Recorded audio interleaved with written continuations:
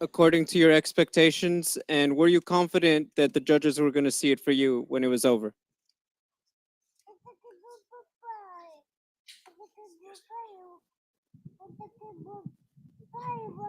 For sure. He was mistaking all his attacks, and I was in the middle of the cage all the time. Eu acertei ele, eu dou ele. I hit him. I hit him hard, and he put me down. And I take that guillotine. He said champion. Papai, okay. Patricio, That was a tough fight, but we get the victory. Patricio, do you feel like you were being overlooked in this fight? I mean, everybody's talking about AJ's undefeated record, how the first fight went. I guess how disrespected at all, if any, did you feel coming into this fight?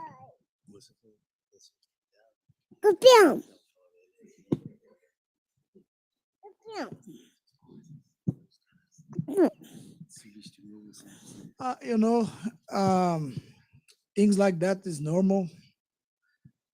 We saw AJ McKee undefeated all this time, and it's okay. I don't care about that. But I knew I was coming here to take the victory, and we did that. And obviously the first fight was quick. This one you spent 25 minutes in the cage with AJ McKee. How good is he?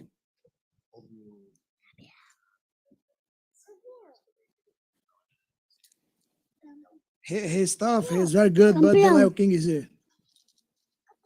He was in here a short while ago, and he said that he would be willing to, to do the trilogy with you, but he's going to have to fight at 155 from here on out. He said he's never going to fight a featherweight again. Would you move up to 155 to have a third fight with him? What did he say?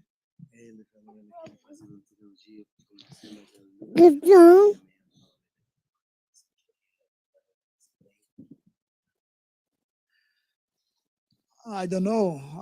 The featherweight division is my division. I fought in the lightweight because Michael Chandler and my brother has the belt. I don't care about that division. If he wants to fight me again, he has to come to the featherweight. That's it. And it's got to be in Brazil this time. No more fighting in California, his hometown. Pitbull over here. Primeramente, parabéns, nuevo campeón. Gracias. This last fight with AJ was the first time you've tasted defeat since 2016. Can you just talk about how you handled that loss and how much of a motivation it was? I got this. Again? No, all good. So this last fight with AJ was the first time you had tasted defeat since 2016. Can you just talk about how you handled that loss and if it was motivation to get the win tonight?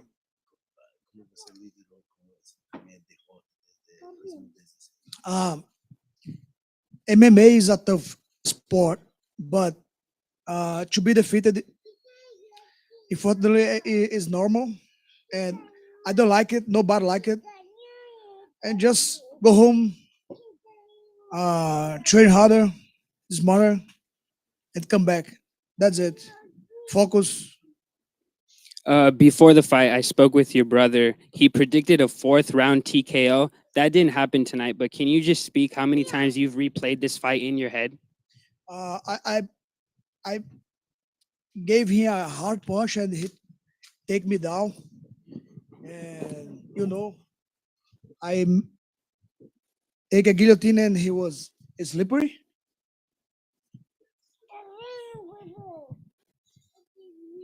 Just a second.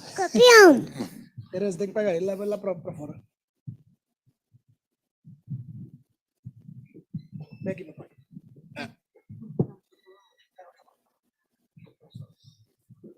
Pega a mamãe, Gabriel. Eu quero chocolate. Vá, só com a mamãe. Mamãe, eu quero chocolate. He wants chocolate.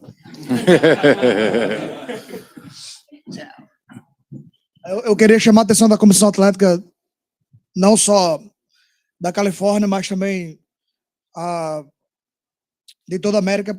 Não é a primeira vez que isso acontece comigo, eu sei que não é proposital. Uma vez eu lutei com o Corrales, ele estava com um gel no cabelo. E eu peguei de guilhotina, foi as únicas 2 vezes que eu perdi a guilhotina na minha vida. E ele tava com gel no cabelo e acabou escorregando. AJ McKee tava com muito creme no cabelo. Não foi proposital, eu sei que ele não é covarde, ele não precisa jogar sujo para lutar contra mim. Mas eu peço a vocês, juízes, comissões atléticas, que não permitam que os lutadores passem creme no cabelo. Porra, o cara começa a suar, a gente começa a se agarrar ali e acaba que atrapalhou. Ele roncou, meus corners disseram que ele, na TV, deu para ver ele virando o olho, mas ele não bateu porque eu não consegui mais segurar o cara escorregando. I want to bring attention to the commission about fighters that keep putting gel in their hair. I know they're not doing it on purpose. I don't believe he is that type of person, but this is the second time I've gotten a guillotine. The first one was Corrales. He had a lot of gel in his hair. And today, AJ McKee had a lot of gel in his hair. We know he knows it's not done with on purpose, but that thing was tight and he was able to slip his head out. And he was very slippery because of that gel that he puts in his hair. And I want the California Commission to start paying attention to that. All commissions, really. Patricio over here. So you said that you controlled the middle of the ring. What was your thoughts about him trying to bait you in and trying to get you to come on an attack?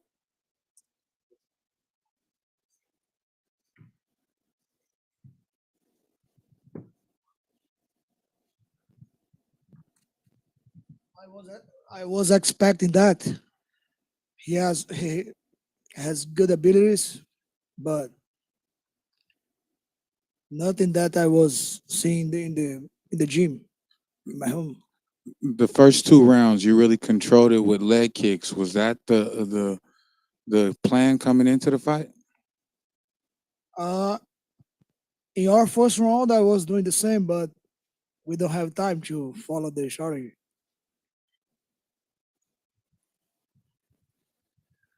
So, wait.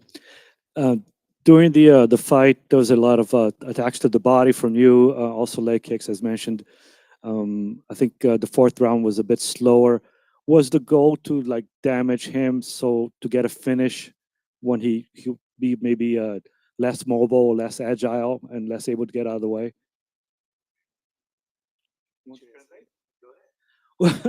Ok.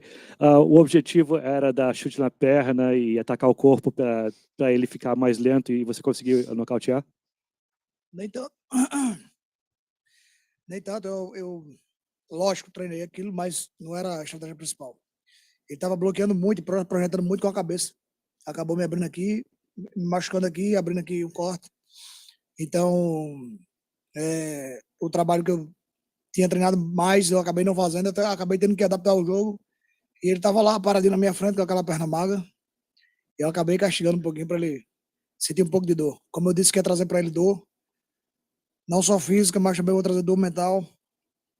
Não quero pisar em ninguém, mas ele tá nesse esporte para ser derrotado. Ele não vai. Eu sabia que eu ia ser o primeiro cara a dar a primeira derrota a ele. Então, dei dor física e dor mental. It wasn't my principal strategy, but he was standing in front of me. He was hitting me to my head. I obviously got some bumps on my head, but that leg was sitting right there for me. So I wanted to not only hurt him physically, but I wanted to hurt him mentally. I always knew that I would be AJ McKee's first defeat, and now I am. And I see you brought the typical hat of northeast of Brazil, which is, I believe, the same hat you may have worn when you first fought in Bellator in Connecticut years ago. And Scott Coker just said that he'd be very much willing to have a card in Brazil with all the Brazilian champions. Can you talk about the significance of bringing your hat today, and also the how you feel about possibility of headlining a card in Brazil?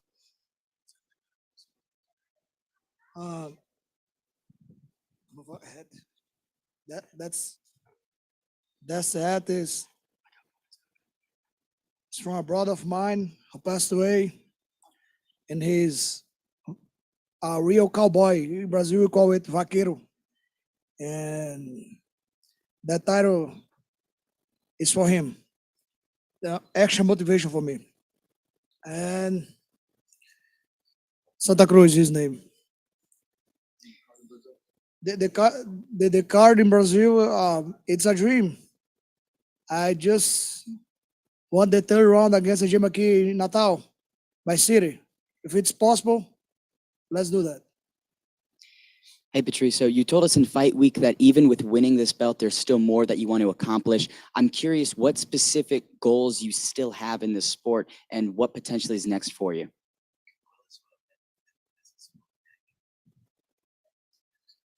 If Dana White has some balls, let's put champion against champion. That's my goal. Cross promotion.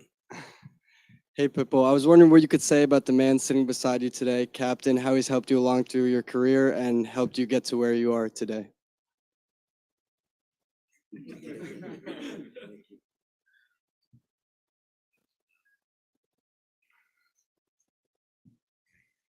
Um, he's my friend. He helped me a lot.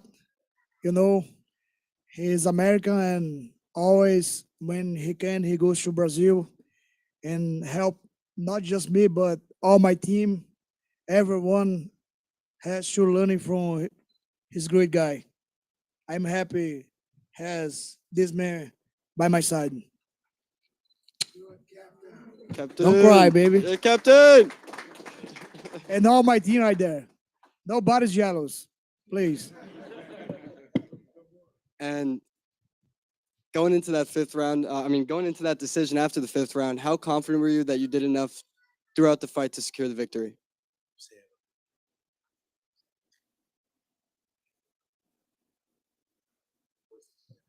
Yes. He committed a lot of mistake. He missed a lot of punches and kicks. And he took me down. And like I said, I I made a great guillotine. I don't know. It was good, but I knew it was my future. And lastly, are you interested in going straight to the trilogy, or are you interested in welcoming an opponent such as Adam Boric or Aaron Pico for the title? I don't care who is next. I'm going to kick all this ass. Patricio, actually heading into the fifth round, did you feel like you were ahead and he needed a stoppage?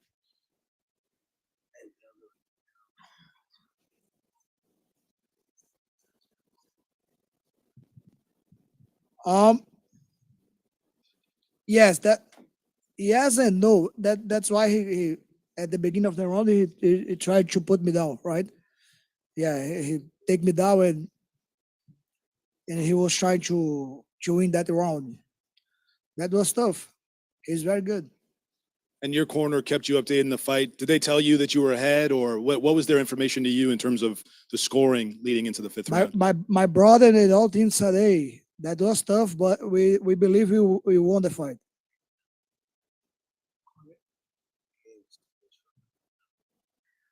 Sorry. My brother said, "Hey, he gonna try to put you down again. Be ready." Yeah. He said And- that. And I told him it was 2-2 going into last round, that he needs the spirit of Santa Cruz right now and keep the pressure on. I need the best round of your life. Rise like the Phoenix. Yeah. And he showed me the okay, and showed me the hat. So I brought the hat up to the cage to show him it. it worked, Eric? He responded the way you wanted him to? Yes, it gave him the extra motivation going into that fifth round.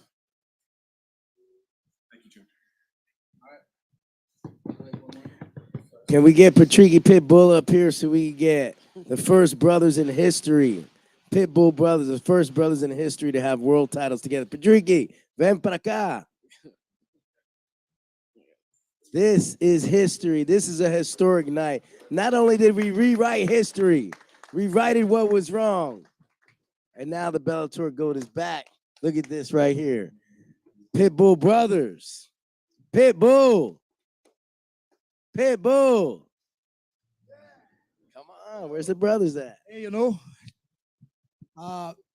12 years ago, we came to Bellator and the dream was, hey, let's become world champion together.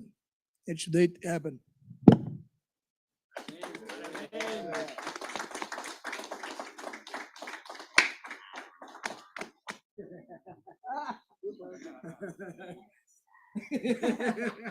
Vem pra cá, vem dar um abraço aqui.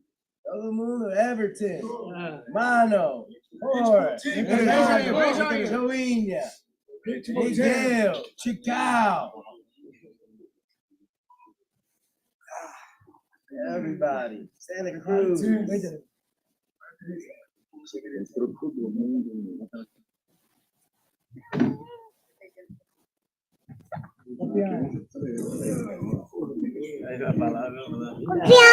Deixa, irmão, deixa.